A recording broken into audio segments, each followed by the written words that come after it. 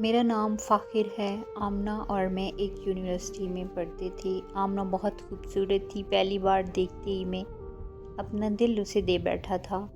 آہستہ آہستہ ہماری دوستی ہوئی اور یہ دوستی کب پیار میں بدل گئی پتہ ہی نہ چلا۔ میں لیا شہر کا رہنے والا تھا اور وہ اسلام آباد میں رہتی تھی۔ دیکھتے ہی دیکھتے ہماری BS کی ڈگری کے 4 سال مکمل ہو گئے۔ یہ وقت بہت تیزی سے گزرا۔ BS کے بعد ہم دونوں کا پلان تھا کہ ہم ایک یونیورسٹی میں MPhil کریں گے، لیکن آمنہ کے گھر والوں نے اسے مزید تعلیم حاصل کرنے کی اجازت نہ دی۔ آمنہ کے گھر اس کے رشتے کی باتیں ہونے لگیں۔ جب بھی آمنہ کے گھر لڑکے والے اسے دیکھنے کے لیے آتے تو وہ بہت روتی اور مجھے کال کر کے کہتی کہ پلیز فاخر مجھے یہاں سے لے جاؤ، میں تمہارے علاوہ کسی اور سے شادی نہیں کروں گی۔ ادھر میں اپنے امی اور ابو کو آمنہ کے گھر رشتہ لے کر جانے کے لیے راضی کر چکا تھا۔ چنانچہ کچھ دنوں میں میرے والدین آمنہ کے گھر رشتہ لے کر گئے اور خوش قسمتی سے اس کے والدین بھی راضی ہو گئے۔ 6 ماہ بعد ہماری شادی ہو گئی۔ شادی کے 1 مہینے بعد آمنہ کو چکر آئے اور وہ بے ہوش ہو کر گر پڑی۔ میں اسے ہاسپٹل لے کے گیا تو پتہ چلا کہ آمنہ ماں بننے والی ہے۔ مجھے ایسا لگتا تھا کہ قسمت مجھ پر مہربان ہو گئی ہے۔ میں جلد از جلد اپنے گھر واپس آنا چاہتا تھا اور یہ خبر اپنے والدین کو سنانا چاہتا تھا۔ وہ دادا دادی بننے والے ہیں۔ جیسے ہی میں آمنہ کو لے کر گھر واپس آیا تو میں بھاگ کر اپنی ماں کے گلے سے لپٹا اور بتایا کہ امی آپ دادی بننے والی ہیں۔ امی نے جیسے ہی یہ خبر سنی ان پر سکتہ سا طاری ہو گیا۔ مجھے یوں محسوس ہوا جیسے وہ خوش نہیں ہیں۔ آخرکار مجھ سے رہا نہ گیا اور میں نے پوچھ لیا کہ کیا ہوا امی، آپ خوش نہیں ہیں؟ امی غصے سے بولیں، اگر اس کے پیٹ میں تمہارا خون ہوتا تب خوش ہوتی نا۔ میں نے کہا امی آپ کیا کہہ رہی ہیں، مجھے کچھ سمجھ نہیں آ رہا۔ امی نے کہا کہ اس کے پیٹ میں ناجائز بچہ ہے، یہ تمہارا خون نہیں ہے۔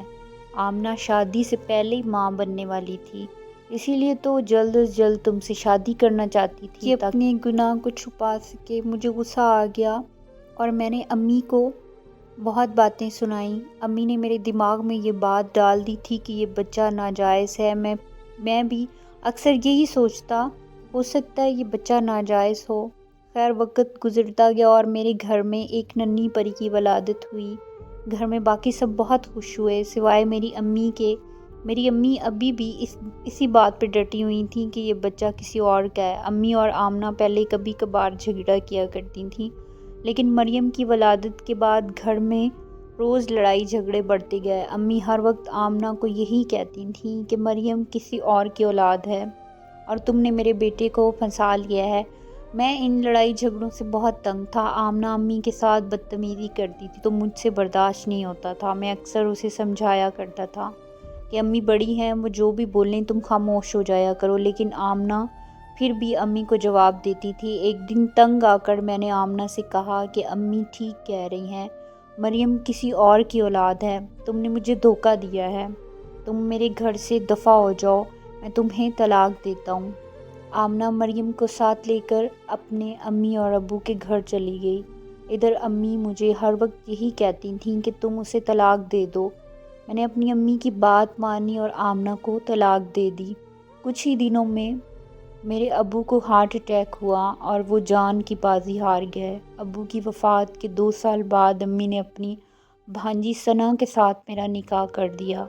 اس عرصہ میں آمنہ اور مریم کو نہ بھلا سکا۔ کچھ ہی دنوں بعد امی کو بہت تیز بخار ہوا اور ہم انہیں ہاسپٹل لے کر گئے۔ تمام ٹیسٹ ہونے کے بعد پتہ چلا کہ امی کو بریسٹ کینسر تھا۔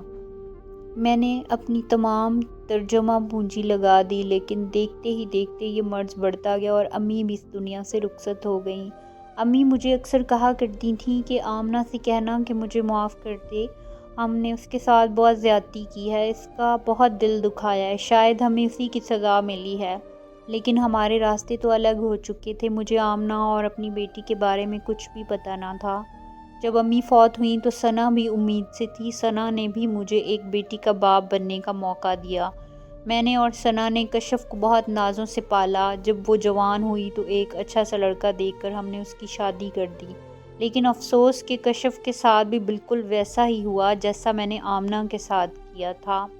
سچ کہتے ہیں جیسی کرنی ویسی بھرنی۔